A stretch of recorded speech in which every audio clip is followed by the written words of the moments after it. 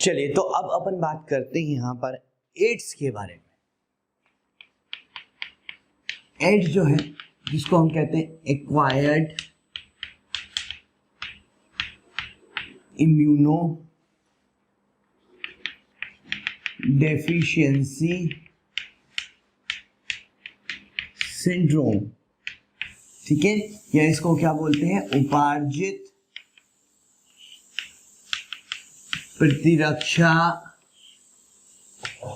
न्यूनता संलक्षण।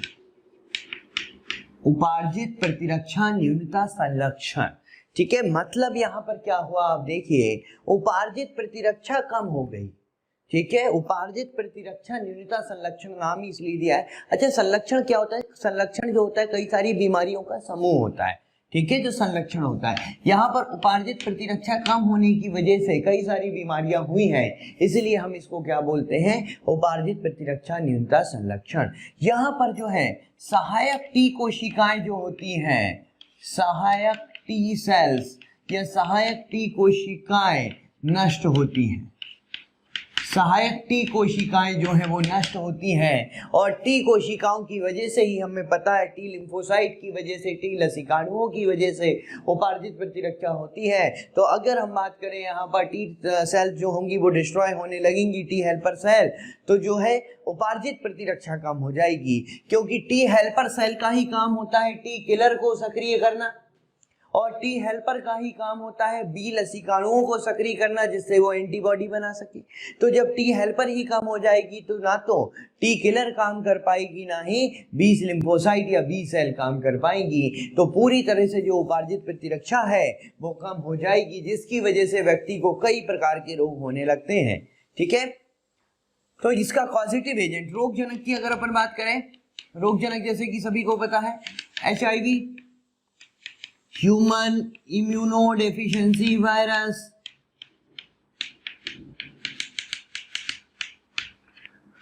Human immunodeficiency virus, ठीक है। मानव प्रतिरक्षा न्यूनता विषाणु, हिंदी में कहें तो मानव प्रतिरक्षा न्यूनता विषाणु, ह्यूमन इम्यूनोडेफिशिएंसी वायरस, ठीक है। तो यहां पर जो है इसका रोगजनक जो होता है वो HIV होता है, ह्यूमन इम्यूनोडेफिशिएंसी वायरस। तो चलिए HIV की अपन थोड़ी सी स्ट्रक्चर या संरचना के बारे में कुछ जो महत्वपूर्ण बिंदु है उनकी बात कर लेते हैं यहाँ पर।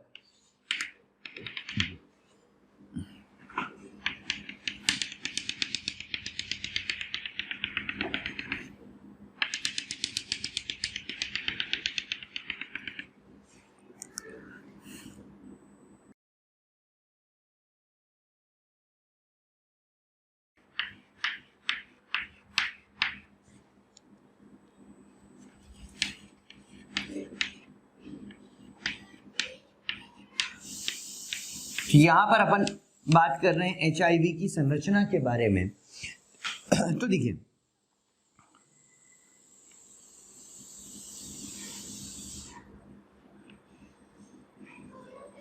HIV का स्ट्रक्चर या HIV की संरचना अगर अपन देखें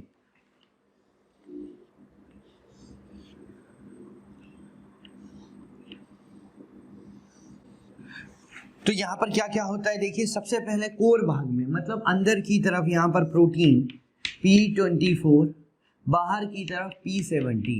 P का मतलब क्या है, प्रोटीन होते हैं, ठीक है ना। इसके कोर भाग में अंदर की तरफ P24, ठीक है, और बाहर की तरफ P17 होंगे। बाहर की तरफ आप देख रहे हैं फॉस्फोलिपिड लेयर होगी, फॉस्फोलिपिड लेयर है, फॉस्फोलिपिड की स्तर होती है, जिसमें ग्लाइकोप्रोटीन होते हैं GP41, और दूसरा ये जो ग्लाइकोप्रोटीन देख रहे हैं वो है GP120।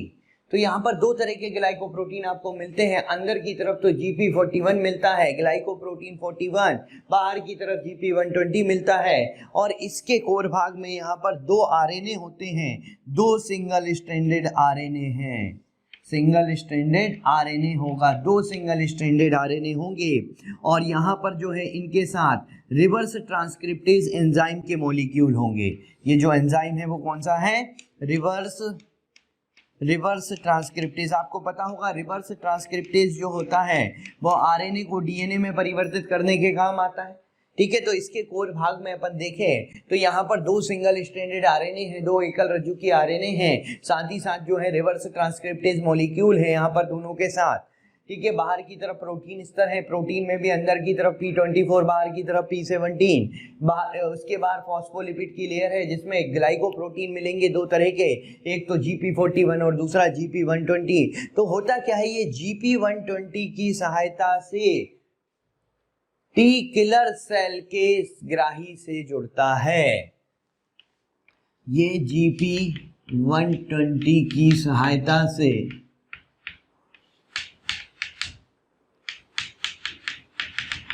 T helper, sorry killer नहीं, टी हेल्पर के CD4 ग्राही से जुड़ता है। ठीक है, ये क्वेश्चन पूछा हुआ है एक बार। ठीक है, कि किसकी सहायता से जो है टी हेल्पर सेल से जुड़ेगा, तो टी हेल्पर सेल से ये इस GP120 की सहायता से, ये जो GP120 इसकी सरफेस पर दिख रहे हैं इसकी सहायता से CD4 ग्राही से जुड़ता है। ठीक है, तो GP120 एक्चुअली जो होता है वो CD4 टी हेल्पर के कौन से ग्राही से जुड़ता है? टी हेल्पर के ऊपर जो ग्राही हैं उन ग्राही को हम कहते हैं CD4 ग्राही। इसलिए हम टी हेल्पर को T4 सेल भी कहते हैं। T4 सेल क्यों कहते हैं? क्योंकि इसके ग्राही कौन से होते हैं? CD4 ग्राही होते हैं, तो इसको हम T4 सेल भी कह देते हैं। ठीक है, तो इस तरीके से जो है ये इसकी संरचना के बारे में था कि HIV की संरचना किस तरह से होती है। अब अपन HIV की मैकेनिज्म या क्रियाविधि की बात करते हैं कि किस तरीके से काम करता है।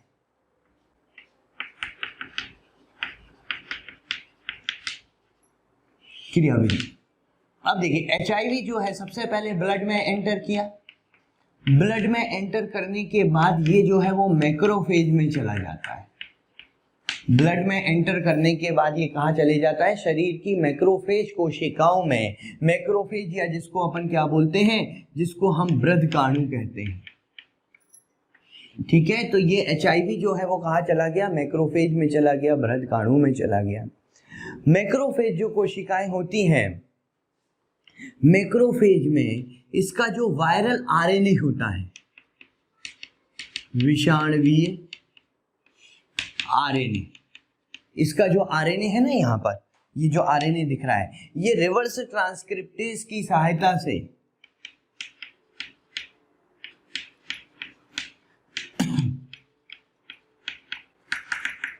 रिवर्स ट्रांसक्रिप्टेज की सहायता से वायरल डीएनए में, विषाणुवीय डीएनए में कन्वर्ट हो जाता है। ठीक है, तो जो वायरल आरएनए था वो किस में कन्वर्ट हो गया? वायरल डीएनए में। और जब इसका वायरल डीएनए विषाणुवीय डीएनए बन जाता है तो ये मैक्रोफेज के डीएनए से जुड़ जाता है, मैक्रोफेज के जीनोम से जुड़ता है। ये जो है मैक्रोफेज के जीनोम से जाकर जुड़ जाता है, और मैक्रोफेज के जब जीनोम से जुड़ जाता है तो मैक्रोफेज को अपने कंट्रोल में कर लेता है। ठीक है, अपने नियंत्रण में कर लेता है और मैक्रोफेज से नए विषाणु बनवाता है।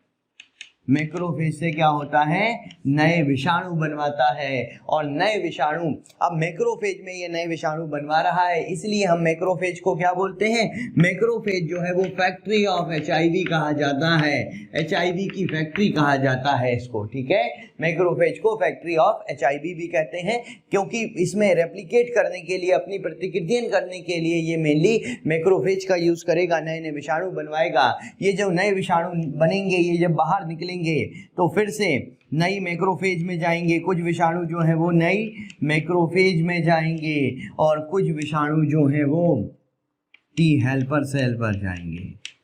कुछ विषाणु नई मैक्रोफेज में और कुछ विषाणु टी हेल्पर सेल पर अटैक करेंगे और टी हेल्पर कोशिकाओं को क्या करेंगे, नष्ट करेंगे। इसमें भी जाके प्रतिकृतियन करेंगे और उसको नष्ट करते हुए बाहर निकलेंगे। मतलब ये नष्ट किसको करते हैं, टी हेल्पर सेल को। भाई प्रतिकृतियन तो मैक्रोफेज में भी कर रहे हैं और टी हेल्पर सेल में भी कर रहे हैं, लेकिन नष्ट करने का काम किसको करते हैं, ये टी हेल्पर सेल को नष्ट करते हैं। किसको नष्ट करते हैं, टी हेल्पर सेल को नष्ट करते हैं। हेलो स्टूडेंट्स, थैंक यू हमें इतना प्यार देने के लिए। रोज हजारों स्टूडेंट्स हमारे वीडियो लेक्चर्स का फ़ायदा उठा रहे हैं। आप सभी स्टूडेंट से हमारी रिक्वेस्ट है कि डिस्क्रिप्शन में जो लिंक दिया गया है उस लिंक पर जाकर अपने एनरोलमेंट को सुनिश्चित करें और साथ ही जो स्टूडेंट्स हमारे स्टडी मटेरियल और डाउट सेशन भी चाहते हैं वो उसके लिए उसी लिंक पर जाकर प्रीमियम कोर्स के लिए रजिस्टर कर सकते हैं। इस तरीके से टी हेल्पर सेल की संख्या जो होती है वो धीरे धीरे कम होती जाती है और जब ये एक लिमिट से ज़्यादा कम हो जाती है तो शरीर में इसके सिम्टम्स दिखने लगते हैं। ठीक है, क्योंकि हमारा प्रतिरक्षा तंत्र उस समय तक पूरी तरह से फेल हो चुका होता है। तो इस तरीके की इसकी मैकेनिज्म है। चलिए, तो इसकी मैकेनिज्म को अब अपन इस डायग्राम से, इस फ्लो चार्ट से समझते हैं।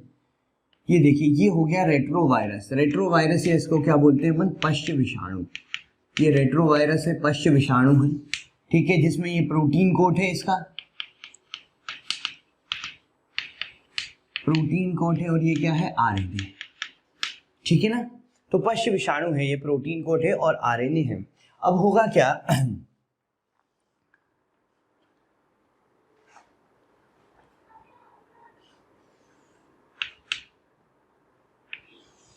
यहां पर इसने संक्रमण किया। संक्रमण किया मतलब शरीर में आ गया।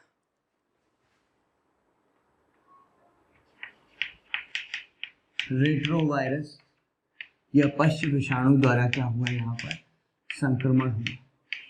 ठीक है, संक्रमण करने के बाद क्या करेगा, ये कोशिका के अंदर प्रवेश करेगा, लेकिन कोशिका के अंदर केवल इसका आरएनए प्रवेश करेगा। ये क्या है, वायरल आरएनए। प्रोटीन कोट इसका बाहर रह जाएगा। ये यहाँ पर प्लाज्मा मेम्ब्रेन है ना, ये जो है जिस सेल में प्रवेश किया है उसकी प्लाज्मा मेम्ब्रेन है।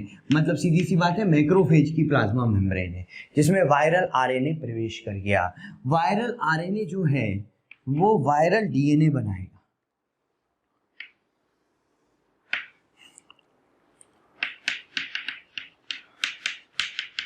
वायरल डीएनए, और ये वायरल डीएनए किसकी सहायता से, इसके पास एंजाइम था, आपको पता हो तो, रिवर्स ट्रांसक्रिप्टेज, हमने पढ़ा था ना, जिसकी सहायता से वायरल आरएनए किस में परिवर्तित हो गया, वायरल डीएनए में। ये जो वायरल डीएनए होगा ये होस्ट के जीनोम से जुड़ेगा।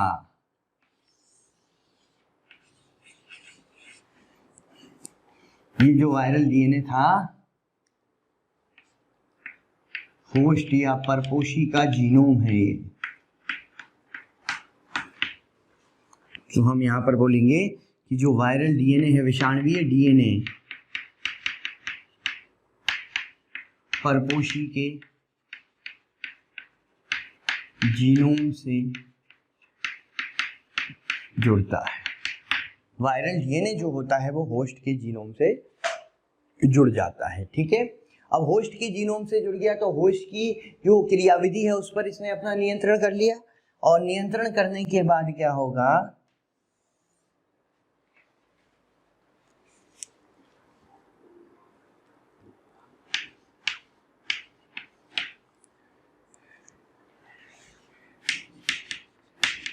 ये नए वायरल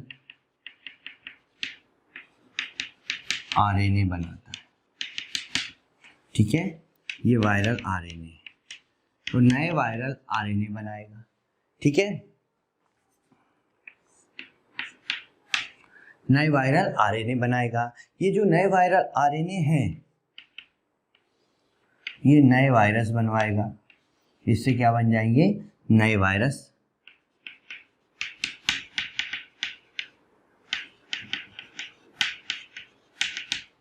ठीक है, ये सब कहाँ पर चल रहा था, ये सब जो है वो प्लाज्मा मेम्ब्रेन में चल रहा था।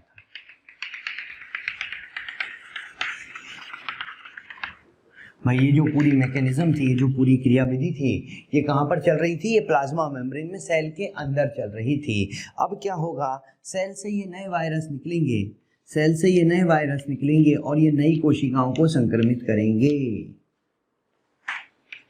नए वायरस नई सेल्स को संक्रमित करते हैं, ठीक है। नए वायरस नई सेल्स को संक्रमित करते हैं। नई सेल्स को मतलब कुछ तो मैक्रोफेज को संक्रमित करेंगे, कुछ टी हेल्पर सेल को में जाएंगे और टी हेल्पर सेल को क्या करेंगे?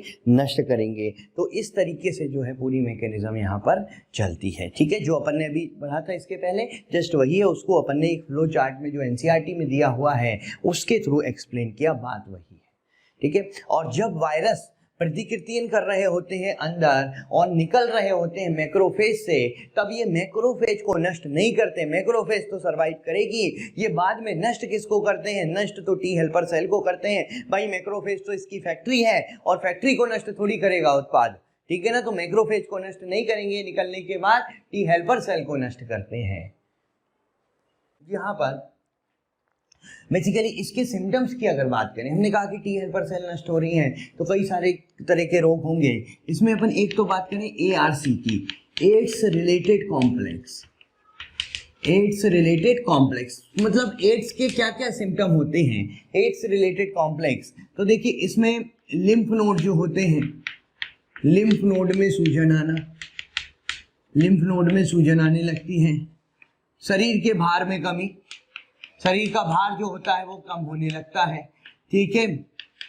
रात में स्वेटिंग होना, पसीना आना, तो ये कुछ इसके सिम्टम्स होते हैं यहाँ पर, ठीक है। एड्स रिलेटेड कॉम्प्लेक्स कहते हैं। जब ये बहुत अधिक बढ़ जाता है तो इसको फुल ब्लोन एड्स कहने लगते हैं। ये तो क्योंकि एड्स के शुरुआती सिम्टम्स हैं, जब ये बढ़ जाएगा तो AIDS related full blown AIDS कहेंगे अपन उसको। फुल ब्लोन एड्स में क्या होता है भाई? ट्यूबरक्यूलोसिस होने लगता है, ट्यूबरक्यूलोसिस, ठीक है। फुल ब्लोन एड्स की अपन बात कर रहे हैं। यहाँ पर अपॉर्चुनिस्टिक इन्फेक्शन होने लगते हैं, निमोनिया है, अपॉर्चुनिस्टिक इन्फेक्शन है। अपॉर्चुनिस्टिक इन्फेक्शन का मतलब क्या है भाई? अपॉर्चुनिस्टिक इन्फेक्शन का मतलब होता है अवसरवादी, अवसरवादी संक्रमण। अपॉर्चुनिस्टिक इन्फेक्शन या क्या बोलते हैं अपन इसको? अवसरवादी संक्रमण कहते हैं। देखिए अवसरवादी संक्रमण का मतलब क्या, क्यों बोला इसको?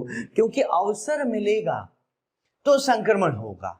मतलब ये कुछ ऐसे इन्फेक्शन हैं जो कि सामान्य व्यक्ति को नहीं होते। जब तक प्रतिरक्षा तंत्र सामान्य रूप से कार्य करता रहता है तब तक ये संक्रमण नहीं होता। ये संक्रमण तभी होगा जब इसको अवसर मिलेगा।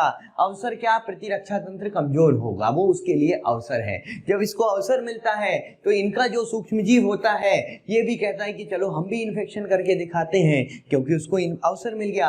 अदरवाइज सामान्य परिस्थिति में अगर ये पैथोजन हमारे शरीर में आ जाए तो हमारे प्रतिरक्षा तंत्र से ये लड़ नहीं सकता, हमारा प्रतिरक्षा तंत्र उसको मार देता है, तो इस कारण से इसका कोई संक्रमण नहीं होता। लेकिन जब इसको अवसर मिल गया, अवसर मिल गया मतलब प्रतिरक्षा तंत्र कमजोर हो गया, तब ये भी इन्फेक्शन कर देता है। इसी को अपॉर्चुनिस्टिक इन्फेक्शन कहते हैं। और अपॉर्चुनिस्टिक इन्फेक्शन में हम दो इन्फेक्शन की बात करते हैं, पीसीपी और न्यूमोसिस्टिक कैरिनी निमोनिया। ये एक विशेष प्रकार का निमोनिया जो सामान्य व्यक्ति को नहीं होता है। और दूसरा कैपोसिस सार्कोमा, कैपोसिस सार्कोमा। ये जो कैपोसिस सार्कोमा है ये स्किन कैंसर होता है। और ये जो विशिष्ट प्रकार का स्किन कैंसर है, ये विशिष्ट प्रकार का स्किन कैंसर सामान्य व्यक्ति को नहीं होता। ये केवल तभी होता है जब प्रतिरक्षा तंत्र कमजोर होता है। ठीक है, बात समझ में आ गई यहाँ पर? ठीक है, तो ये इसको अपन अपॉर्चुनिस्टिक इन्फेक्शन, तो जब एड्स जब ज्यादा बढ़ जाता है मतलब प्रतिरक्षा तंत्र ज्यादा कमजोर हो जाता है तो उसके बाद जो है फुल ब्लोन एड्स दिखने लगते हैं, इनके सिम्टम दिखने लगते हैं। ठीक है, तो यहाँ पर ये इसके सिम्टम्स के बारे में था। अच्छा, इसमें जो है अपन एक तो इंक्यूबेशन पीरियड, इंक्यूबेशन पीरियड क्या होता है भाई? इंक्यूबेशन पीरियड एक्चुअली क्या होता है कि एचआईवी का प्रवेश,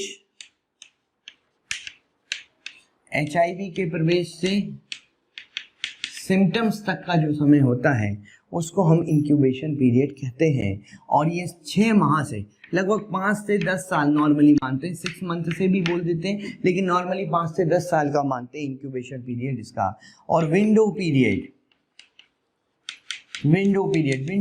का क्या मतलब होता है? विंडो पीरियड का मतलब होता है कोई भी पैथोजन प्रवेश किया उसकी डायग्नोसिस करने तक, मतलब कि कम से कम कितने समय बाद उसका परीक्षण करें तो वो ब्लड में आ जाएगा, वो पीरियड जो है इसका विंडो पीरियड कहलाता है। तो HIV का जो विंडो पीरियड होता है करीब 4 वीक के आसपास होता है। प्यारे बच्चों, रोज़ हमें कमेंट में बहुत रिक्वेस्ट आ रही है कि इस टॉपिक का लेक्चर बना दीजिए, इस टॉपिक को समझा दीजिए। तो हम आप सभी बच्चों से रिक्वेस्ट करना चाहते हैं कि आप जो है हमारे YouTube चैनल को सब्सक्राइब कीजिए और साथ ही साथ बेल आइकॉन को हिट करना ना भूलें, जिससे कि आपसे कोई नोटिफिकेशन मिस ना हो। ये सब हम आपसे इसलिए कह रहे हैं क्योंकि ज़्यादातर बच्चों ने जिन लेक्चर्स की रिक्वेस्ट की हुई है, जिन लेक्चर्स की डिमांड की हुई है, वो ऑलरेडी हमने यूट्यूब चैनल पर डाल दिए हैं, तो आप उस चैनल पर जाकर उसे देख सकते हैं। कि HIV की एंट्री के 4 वीक के पहले अगर हम टेस्ट करें तो भले ही HIV होगा लेकिन उसकी एंट्री का पता नहीं चलेगा, लेकिन हाँ 4 वीक के बाद उसकी एंट्री का पता चल जाता है। तो इसकी ये जो है विंडो पीरियड है। ठीक है, चलिए इसकी डायग्नोसिस अपन बात करते हैं, इसका परीक्षण कैसे किया जाता है भाई। डायग्नोसिस के लिए एक तो स्क्रीनिंग टेस्ट होता है,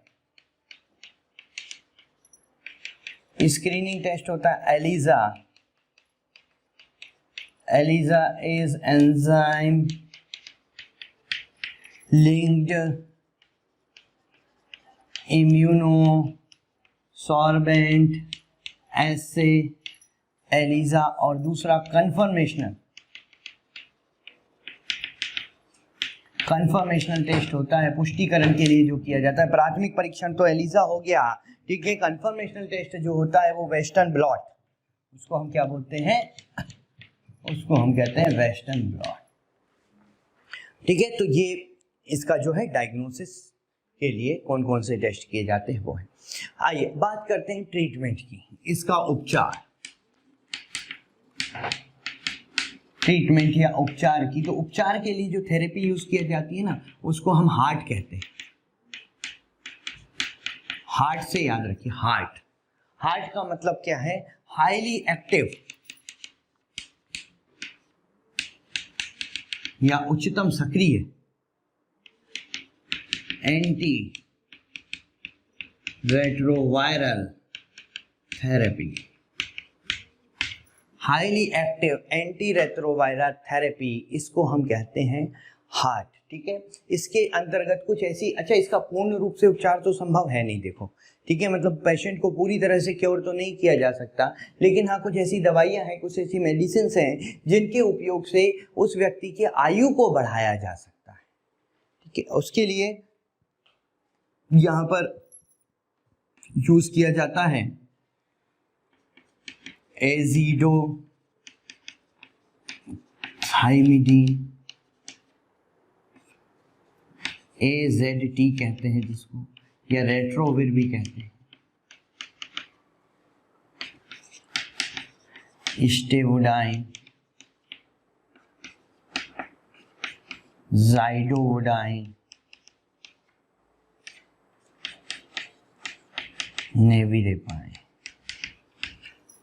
इसमें जो ज़ाइडोविडाइन और नेविरेपाइन होती है इनका प्रयोग किया जाता है प्रेग्नेंट लेडी में। इनका जो है प्रेग्नेंट गर्भवती स्त्री जो होती है, प्रेग्नेंट फीमेल, उसमें इसका यूज किया जाता है जिससे कि होने वाले बच्चे को संक्रमण से बचाया जा सके, ठीक है। तो ये था एड्स के बारे में। चलिए तो अब अपन बात करते हैं यहाँ पर कुछ ड्रग्स के बारे में। ड्रग्स एब्यूज, ठीक है, मतलब ड्रग का कुप्रयोग कहना चाहिए, कुप्रयोग। भाई ड्रग का मतलब तो वैसे मेडिसिन भी होता है, दवाइयाँ भी होती है। एब्यूज का मतलब उसका कुप्रयोग, मतलब उसका जब बुरे काम में प्रयोग होने लगता है, बुरे काम में मतलब लत के प्रयोग उसमें, ठीक है ना, तो उसको हम क्या बोलते हैं? उसको ड्रग एब्यूज में लेते हैं, ठीक है। ड्रग जो मेनली होती है, जो बहुत सारी मतलब अधिकतम जो ड्रग्स हैं प्लांट या पादपों से प्राप्त होती हैं, ठीक है। उसमें अपन ड्रग्स के बारे में पढ़ेंगे। पहले तो अपन देखते हैं कौन कौन सी कैटेगरी की होती हैं। एक्चुअली एक तो होती है सेडेटिव एंड ट्रांसक्विलाइजर। सेडेटिव एंड ट्रांसक्विलाइजर जो होते हैं ये संदमक की कैटेगरी में आते हैं, ठीक है। इनका कार्य होता है CNS का संदमन करना। CNS को क्या करते हैं, संदमित कर देते हैं। यहाँ पर अपन ये कार्य लिख रहे हैं, CNS को संदमित करेंगे, CNS की एक्टिविटी को स्लो कर देंगे, ठीक है। और फीलिंग रिलैक्स, रिलैक्स मतलब शांति का अनुभव कराते हैं। इनका जो क्लिनिकल यूज है, क्लिनिकल यूज किया जाता है इनका क्लिनिकल यूज होता है एक तो हिप्नोटिक ड्रग में, हिप्नोटिक या सम्मोहन, जो सम्मोहन करने वाली ड्रग्स बनाई जाती हैं। और दूसरा जो है इनका एंटी एंजाइटी, एंजाइटी मतलब तनाव, तनाव को दूर करने वाली ड्रग्स के लिए इनका उपयोग किया जाता है, सेडेटिव एंड ट्रांसक्विलाइजर्स का। और सेडेटिव और ट्रांसक्विलाइजर्स के जो एग्जाम्पल हैं वो एग्जाम्पल में अपन लिख सकते हैं बार्बिट्यूरेट, बार्बिट्यूरेट और बेंजोडाइएज़ापाइन, बार्बिट्यूरेट और बेंजोडाइएज़ापाइन। दूसरा हम बात करते हैं यहाँ पर ओपिएट नारकोटिक की। भाई ओपिएट नारकोटिक में इसका कार्य भी क्या होता है, CNS का संदमन। ये भी डिप्रेसेंट है, CNS को क्या करती है, संदमन, CNS की एक्टिविटी को स्लो डाउन कर देती है। और ये दर्द निवारक में भी यूज होती है, दर्द निवारक, ठीक है, दर्द को दूर कर देती है। इसका क्लिनिकल यूज का किस में किया जाता है, एनाल्जेसिक, एनाल्जेसिक मतलब वही पेन किलर, दर्द निवारक जो होती है, पेन किलर में इसका यूज़ किया जाता है। एग्जाम्पल क्या होते हैं, ओपियम जिसको अफीम कहते हैं ना, आपको पता होगा ओपियम या अफीम कहते हैं, मेरिजुआना, सॉरी मॉर्फिन, मेरिजुआना नहीं इसमें, सॉरी गलती से बोल दिया, मॉर्फिन, हेरोइन, कोडीन, पैथिडीन, मीथेडोन, ये सब इसमें आते हैं, ठीक है। ये सब जो हैं वो ओपिएट नारकोटिक्स हैं। इसके बाद आ जाते हैं स्टिमुलेंट। स्टिमुलेंट क्या है भाई, उत्तेजक। नाम से समझ में आ रहा है, CNS की क्रियाविधि को, CNS का उत्तेजन करेंगे, CNS की क्रियाविधि को क्या करेंगे, बढ़ा देंगे, ठीक है। और यूफोरिया भी कर सकते हैं, यूफोरिया, यूफोरिया का क्या मतलब होता है, फॉल्स फीलिंग ऑफ हैप्पीनेस, मतलब एक तरह का भ्रम है ये, जिसमें व्यक्ति खूब बहुत ज़्यादा खुश महसूस करता है, उसको यूफोरिया कहते हैं। उसको लगता है इस संसार में कुछ नहीं, सबसे खुश आदमी मैं ही हूँ, वो यूफोरिया है, ठीक है। तो एक भ्रम की स्थिति है बेसिकली ये, जिसको अपन यूफोरिया कहते हैं। इसका क्लिनिकल यूज़ किया जाता है वेट लॉस, जो वेट लॉस वाली, वजन कम करने वाली मेडिसिन होती है उसमें। और इसका यूज़ किया जाता है अटेंशन डेफिसिट डिसऑर्डर में, अटेंशन डेफिसिट डिसऑर्डर, ठीक है। अटेंशन को जो भ्रमित कर दे उस डिसऑर्डर में इसका प्रयोग किया जाता है, स्टिमुलेंट का, उत्तेजक का। इसका एग्जाम्पल बताइए भाई। इसका एग्जाम्पल आपने सुना होगा, एक तो कैफीन, ठीक है, जो चाय कॉफ़ी में होता है, कोकेन, अभी इनकी सबकी डिटेल पढ़ने वाले अपन, चिंता मत करिएगा। कैफीन हो गया, कोकेन हो गया, ठीक है, एम्फेटामाइंस हो गया, ये सब जो है वो स्टिमुलेंट में आते हैं। स्टिमुलेंट के बाद आप बात करते हैं अपन हेलुसिनोजन की। हेलुसिनोजन, हेलुसिनोजन जो होते हैं वो विभ्रामक वस्तुएं होती हैं। विभ्रामक मतलब ये पूरी तरह से ऑल्टर थॉट मतलब सोचने समझने का तरीका बदल देती हैं, थॉट को ऑल्टर कर देती हैं ये, ठीक है ना। हेलुसिनोजन जो होती है पूरी तरह से सोचने समझने की तरीका बदल देंगी, भ्रम की स्थिति पूरी तरह से पैदा कर देती हैं। इनका कोई भी यूज़ नहीं किया जाता मेडिसिन के रूप में। इसमें क्या क्या आ जाती है, तो देखिए इसमें अपन बात करते हैं, भांग होती है, गांजा है, चरस है, मेरिजुआना है, LSD है, लाइसर्जिक एसिड डाईएथिलामाइड, LSD मतलब लाइसर्जिक एसिड डाईएथिलामाइड, ये अभी मैं लिख भी दूंगा बाद में, ठीक है ना। तो ये कुछ जो है ड्रग्स हैं उनकी कैटेगरी है, उनके कार्य हैं, उनके एग्जाम्पल हैं, और मेडिसिन में अगर कहीं प्रयोग की जाती है तो किस काम में प्रयोग की जाती है वो ये है। लेकिन इनका कुप्रयोग भी किया जाता है, एनाल्जेसिक है, सॉरी जेसिस नहीं है, एनाल्जेसिक, ठीक है। तो इनका कुप्रयोग किया जाता है। तो ये कुप्रयोग कैसे किया जाता है, किन चीज़ों में किया जाता है, ठीक है, और ये क्या क्या प्रभाव पैदा करती हैं वो अपन ने लिखा है। लेकिन ये दवाइयों के साथ साथ इनको ड्रग एब्यूज़ में क्यों रखा जाता है, क्योंकि इनकी लत लग जाती है, इसलिए लोग इनका जो है वो कुप्रयोग करने लगते हैं, इसलिए अपन इनको ड्रग एब्यूज़ में पढ़ते हैं। चलिए, तो अब अपन यहाँ पर देखते हैं, पहले तो पढ़ते हैं ओपिएट नारकोटिक के बारे में। Opiate narcotics. और अगर आपको हमारे वीडियो लेक्चर पसंद आए तो उन्हें लाइक और शेयर ज़रूर कीजिए, जिससे और भी ज़रूरतमंद बच्चों तक ये लेक्चर्स पहुँच सकें। और अंत में हम इतना ही कहना चाहेंगे कि आपके प्यार और विश्वास के कारण हमारी मोशन की पूरी टीम बहुत मोटिवेटेड है कि आपको बेहतर से बेहतर कंटेंट प्रोवाइड कर सके। ठीक है, ओपिएट नारकोटिक्स, जिसमें मेन तो अपन ओपियम की बात करते हैं। यहाँ पर ओपियम या अफीम आपने सुना होगा, ये मिलता है पेपेवर सोमनीफेरम पादप या पोपी प्लांट के लेटेक्स से। पोपी प्लांट के लेटेक्स से मिलता है ओपिएट नारकोटिक या ओपियम। इसके जो ग्राही होते हैं, इसके ग्राही आपको मिलेंगे एक तो जीआई ट्रैक्ट में, गैस्ट्रो इंटेस्टाइनल ट्रैक्ट, ठीक है, जो जठर आंतरिक मार्ग होता है, गैस्ट्रो इंटेस्टाइनल ट्रैक्ट। और दूसरा इसके ग्राही कहाँ मिलेंगे, सीएनएस में मिलेंगे, सेंट्रल नर्वस सिस्टम में, केंद्रीय तंत्रिका तंत्र में इसके ग्राही मिलेंगे आपको, ठीक है। और ये क्या काम करता है वो अपन पढ़ ही चुके हैं। ये सीएनएस की एक्टिविटी को स्लो कर देता है। इसके कुछ एल्केलॉइड हैं, उन एल्केलॉइड के बारे में अपन देखते हैं। तो इसके कुछ एल्केलॉइड जो हैं वो तो नेचुरल है, प्राकृतिक हैं। तो प्राकृतिक में क्या आ जाता है, प्राकृतिक में तो मैं आपको मॉर्फिन की अपन बात कर लेंगे यहाँ पर, और कोडीन की बात करेंगे। सेमी सिंथेटिक, सेमी सिंथेटिक में हेरोइन, अर्ध संश्लेषित जो है, और स्मैक, ठीक है, हेरोइन और स्मैक ये अर्ध संश्लेषित हैं। और सिंथेटिक मतलब जो पूरी तरह से क्या होते हैं, संश्लेषित होते हैं। इस सिंथेटिक में आ जाएंगे पैथिडीन,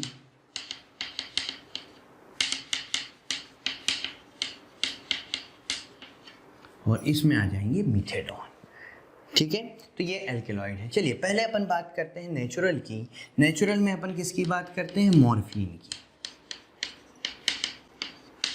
नेचुरल एल्केलॉइड में हम बात करें किसकी, मॉर्फिन की। तो देखिए मॉर्फिन जो होता है वो पेन किलर है, दर्द निवारक है। सर्जरी वगैरह में जिसका यूज़ किया जाता है ना, वो यही है मॉर्फिन, ठीक है, जो पेन किलर के रूप में यूज़ किया जाता है। कोडीन, कोडीन जो होता है ये कफ सिरप में यूज़ होता है, कफ सिरप में यूज़ होता है। हालांकि इसकी सामान्य मात्रा लेने से इसकी आदत नहीं लगती, एडिक्टेबल नहीं है, लेकिन हाँ इसकी लत तब लग जाती है जब इसको बहुत ज़्यादा मात्रा में लिया जाता है। जैसे पहले कुछ कफ सिरप चलते थे, कोरेक्स वगैरह, जो अब केवल डॉक्टर के प्रिस्क्रिप्शन पे ही मिलते हैं। उसका रीज़न ये था कि उसमें कोडीन होता था बहुत ज़्यादा, और लोग उसको जो है वो नशे के रूप में पीने लगे थे, इसलिए अब उसको बैन कर दिया गया था। फिर डॉक्टर के प्रिस्क्रिप्शन पे ही अब मिलता है। हेरोइन, हेरोइन जो है इसको हम डाई एसिटाइल मॉर्फिन कहते हैं। डाई एसिटाइल मॉर्फिन कहते हैं, क्यों, क्योंकि ये मॉर्फिन के एसिटिलीकरण से बनने वाली ड्रग है हेरोइन। ये मॉर्फिन का जो एसिटिलीकरण होता है उससे बनने वाली ड्रग होती है हेरोइन, ठीक है। और ये जो होती है मॉर्फिन से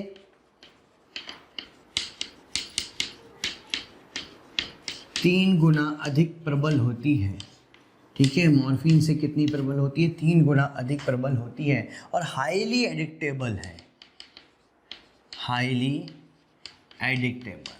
भाई हाईली एडिक्टेबल का मतलब क्या है कि इसकी लत बहुत जल्दी लगती है। हाईली एडिक्टेबल उसी को कहते हैं जिसकी लत बहुत जल्दी लगे, वो हाईली एडिक्टेबल है, ठीक है। तो ये हाईली एडिक्टेबल होती है हेरोइन। स्मैक, अच्छा ये जो स्मैक लिखा हुआ है, स्मैक बेसिकली जो हेरोइन बनाते टाइम हेरोइन का जो कचरा निकलता है, ठीक है, हेरोइन का या जो बोल सकते हैं क्रूड प्रोडक्ट है, क्रूड बाय प्रोडक्ट, ठीक है ना, सह उत्पाद है, सह उत्पाद है। हेरोइन बनाते टाइम जो साइड में निकल जाता है, कचरा जो बच जाता है इसका, उसको हम स्मैक कहते हैं। इसलिए इसके दाम भी कम होते हैं, इसलिए इसको अपन पुअर मेंस हेरोइन भी कहते हैं। पुअर मेंस हेरोइन, गरीबों की हेरोइन जो है वो स्मैक को कहा जाता है, पुअर मेन, क्योंकि हेरोइन इसका प्योर फॉर्म है और उसका जो बचा हुआ भाग है वो क्या है, वो स्मैक है। और बच्चों अगर आप चाहते हैं कि जो टॉपिक हम यहाँ पढ़ा रहे हैं वो आपको भी मिल सके, या जो टॉपिक हम यहाँ पढ़ा रहे हैं उसका पूरा लेक्चर आपको भी मिल सके, तो आज ही कॉल कीजिए 18002121 पर। एक बार पुनः आपके प्यार और विश्वास के लिए बहुत बहुत धन्यवाद। ठीक है, तो ये है ओपिएट नारकोटिक के बारे में, ओपियम के बारे में। चलिए इसके बाद अपन बात करते हैं यहाँ पर स्टिमुलेंट या उत्तेजक के बारे में। स्टिमुलेंट जो होते हैं, उत्तेजक जो होते हैं, उनकी बात करें तो भाई स्टिमुलेंट में सबसे पहले आ जाओ आप कैफीन पर। कैफीन, कैफीन किससे मिलता है? कैफीन पता है चाय में होता है, कॉफ़ी में होता है, चॉकलेट में होता है ना। तो कैफीन जो है टी प्लांट की जो लीव्स होती हैं, पत्तियां होती है, उससे मिलता है। थियासाइनेंसिस, भाई टी प्लांट क्या है, थियासाइनेंसिस, उनकी पत्तियों से मिलता है।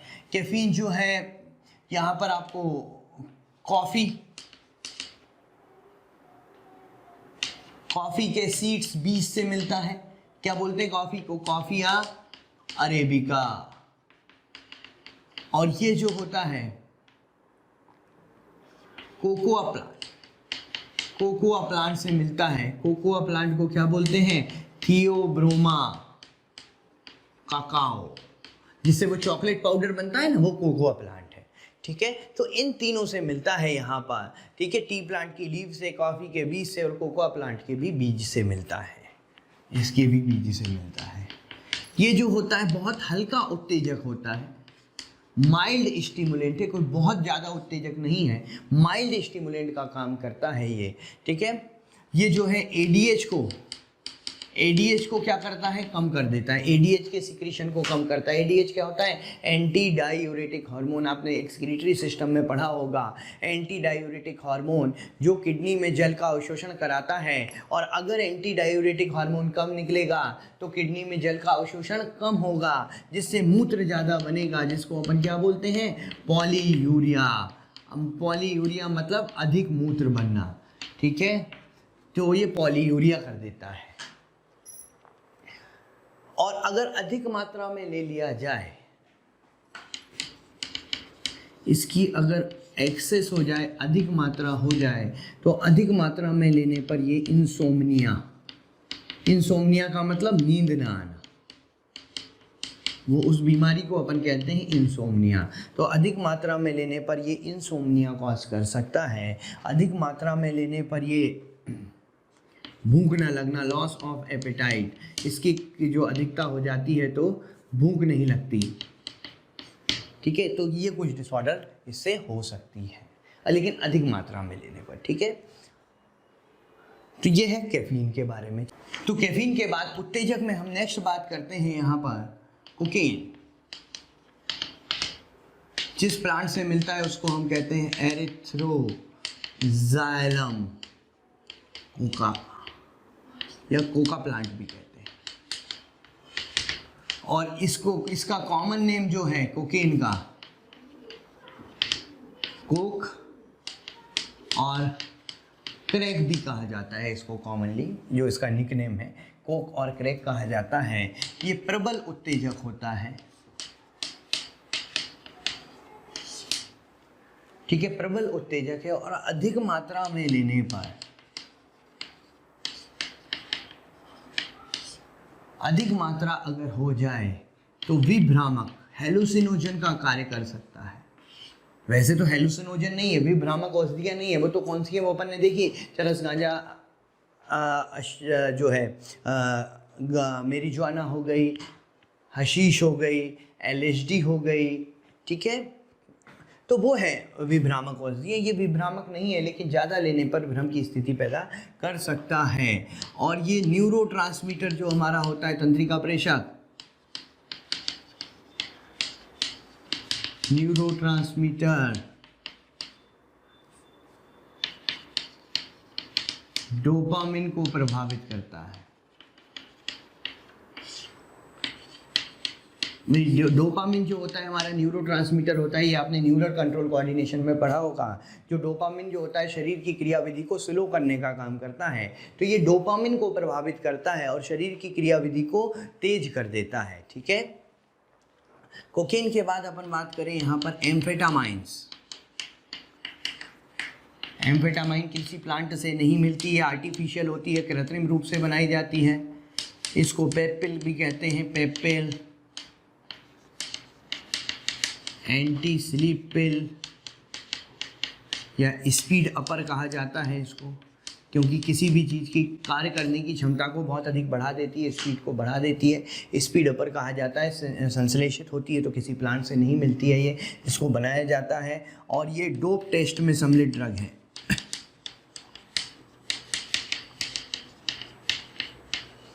डोप टेस्ट में सम्मिलित ड्रग में से एक। एक्चुअली आपने डोप टेस्ट सुना होगा, जो स्पोर्ट्समैन होते हैं, खिलाड़ी होते हैं, उनमें डोप टेस्ट किया जाता है उनका समय समय पर। और डोप टेस्ट में कई सारी दवाइयों की लिस्ट होती है जिनके कण उनके रक्त में नहीं मिलने चाहिए। उन दवाइयों में से एक एम्फेटामाइन भी है, उन ड्रग्स में से एक एम्फेटामाइन भी है। कि एम्फेटामाइन जो है इसका भी परीक्षण किया जाता है कि किसी प्लेयर ने कभी पास्ट में लिया तो इसको नहीं था, या पास्ट में या प्रेजेंट में लिया तो नहीं है। ठीक है, तो डोप टेस्ट में सम्मिलित ड्रग में से एक है, क्योंकि डोप टेस्ट में तो ऐसी बहुत सारी ड्रग्स होती हैं, उसमें से एक एम्फेटामाइन भी है, जो स्पोर्ट पर्सन जनरली तो नहीं बोलना चाहिए, लेकिन स्पोर्ट पर्सन जो है चीटिंग के लिए इसको ले लेते हैं अपनी बॉडी की क्षमता बढ़ाने के लिए, लेकिन फिर जब डोप टेस्ट होता है तो फिर पकड़े जाते हैं। अब बात करते हैं अपन हेलुसिनोजन की।